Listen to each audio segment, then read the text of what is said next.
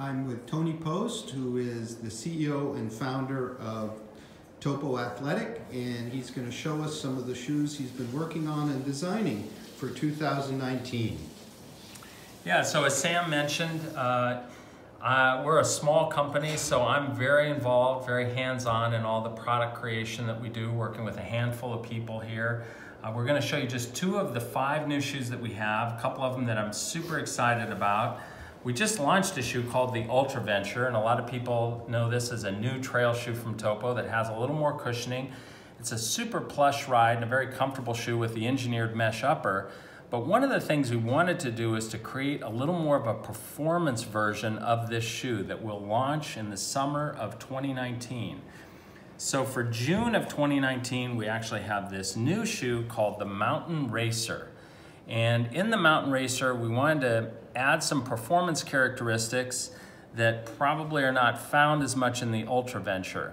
Ultra Venture is a really great performance comfort shoe. This Mountain Racer, however, is designed for really racing performance. Starting with the outsole, you've got Mega Grip compound versus the XS Trek compound that we used on the Ultra Venture. All of the midsole components are tuned about 10% firmer, so it has a little poppier, snappier ride to it. All 3 ingredients there. Still has the drainage ports in the upper, so it allows water to get out, air to get in, so it helps the shoe to dry more quickly. This uses a very lightweight ripstop mesh upper, and that ripstop mesh will not stretch as much, so it'll keep you really firm over the platform. A performance tongue that you can see here, mass perfed, with no foam along the top, so it just makes it very flexible, no pressure against that tendon across the top of the foot. Ortholite foam footbed inside. Really great. It's just available in 1 color for both men and women. This shoe will come out in June of next year. So that's a new trail shoe for Topo. And then we also have, for the first time, a new max cushion road shoe. And this has a lot of new ingredients. As you can see here, this is a 30mm stack height in the back, 25 in the front. So quite a bit of stack height in this shoe, 5mm drop. We never go above a 5mm drop. This uses a new foam that we've created called Zip Foam.